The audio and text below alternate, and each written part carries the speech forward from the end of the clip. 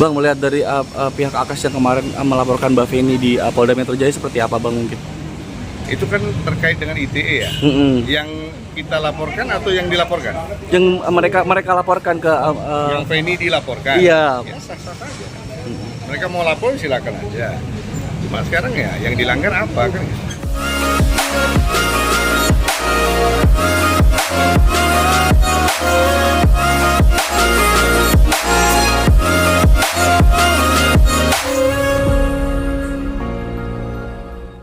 Terkait update Mbak Feni sendiri sampai saat ini kasusnya seperti apa Bang mungkin? Sudah kita laporin ya di beberapa wilayah, sudah kita laporin untuk beberapa pelanggaran. Tinggal sekarang ya bagaimana tindak lanjutnya aja lah. Tinggal menunggu panggilan. Pelapor sudah diperiksa, korban sudah diperiksa. Tinggal berikutnya kita tunggu panggilan buat terlapor. Terakhir kemarin di Purwakarta ya Bang, mungkin di Purwakarta sendiri laporannya sendiri. Laporan pemalsuan domisili. Dugaan pemalsuan domisili sudah kita laporkan. Nah itu pelapor dan korban sudah diperiksa. Ya berikutnya mungkin terlapor pun akan diperiksa. Terakhir sejauh ini Bang, sudah ada kabar titik terang Bang dari laporan-laporan Abang yang di titik terang seperti apa? Kabar baik mungkin sudah ada. Ya bagi kita sih unsurnya terpenuhi semua. Nanti kita lihat bagaimana pandangan penyidik. Yang jelas bagi kita semua yang kita laporin itu tidak ada yang kurang unsur, semuanya unsurnya terpenuhi. Bang, melihat dari pihak Akash yang kemarin melaporkan Mbak Feni di Polda Metro Jaya seperti apa Bang mungkin? Itu kan terkait dengan ITE ya. Yang kita laporkan atau yang dilaporkan?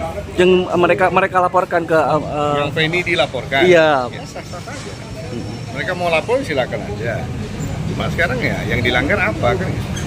Kalau cuma mau, kita kan di sini tidak menunjukkan kekuatan kita dengan membuat laporan ya. Kita kan pengen bagaimana seseorang yang melanggar hukum itu mendapatkan ganjarannya. Ya. Jadi hukum itu untuk warga negara lokal aja kenceng.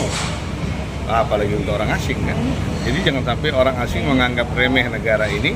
Kalau buat apa aja mereka bisa dapat dispensasi atau bisa lewat dari hukum.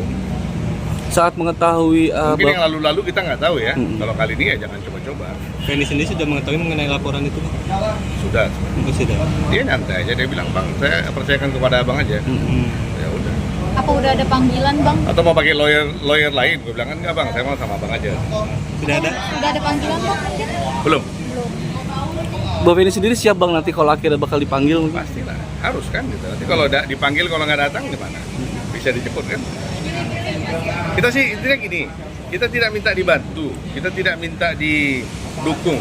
Kita hanya minta jalankanlah ini sesuai dengan koridor hukum. Sudah. Jika memang nanti langkah-langkah yang saya ambil dibilang salah, di mana salah? Ya.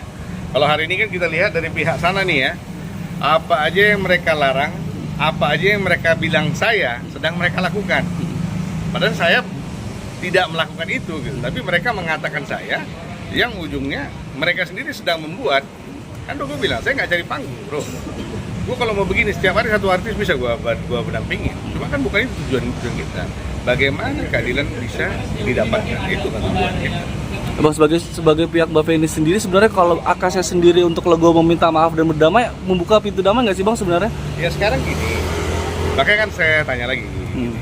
Nah ini agak lebar nih kita bahas kan gini ya. Nanti kalau dibilang saya terlalu banyak bicara, saya tidak gubris. Karena yang namanya lawyer dengan dokter harus berbicara. Ya, orang yang malas berbicara tidak boleh mengambil dua profesi, dokter dan lawyer. Kita ini sekarang gue tanya, layakkah seorang lelaki yang sudah menikah? Jadi ini sorry gini ya, saya banyak nangani kasus perceraian, ya terutama kalangan artis ya. Tapi ini pertama kali saya menangani seseorang menggugat status mantan istrinya, di mana dia sudah menikah dengan wanita lain. Nah ini pertama kali nih gue tangani. Nah, kalau andai katakan dia bilang dia tidak menikah, berarti sedang apa dia dengan wanita baru itu?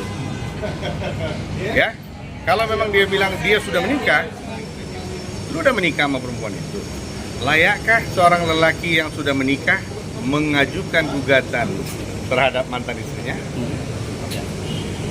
Ya, mau kalian bilang hukum negara, mau kalian bilang hukum agama, layakkah seorang lelaki yang sudah menikah dengan wanita lain mengajukan isbat terhadap mantan istrinya? Kalau dia bilang dia belum menikah dengan istrinya yang sekarang nih, yang ketiga ini, lalu sedang apa ini mereka ini berdua ini, apa ini namanya sekarang yang mereka lakukan? Dong, kan banyak itu videonya, sudah menikah di sana, sudah menikah di sini. Lalu untuk apa ini sekarang mau berdamai sama ini apa? Untuk apa? Hanya untuk anak-anak.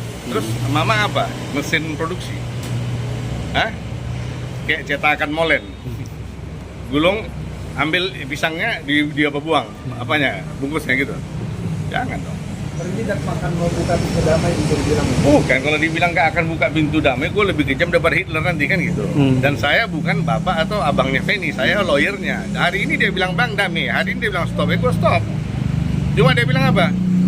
Makanya kemarin pada saat diliput di sana kan saya bilang apa? Fen, jangan sampai mereka berpikir saya yang menarik kamu. Enggak bang, ini harga diri saya bang. Gue bilang apa? Berarti memang sampai saat ini Mbak Feni sendiri ya bang yang belum mau untuk berdamai.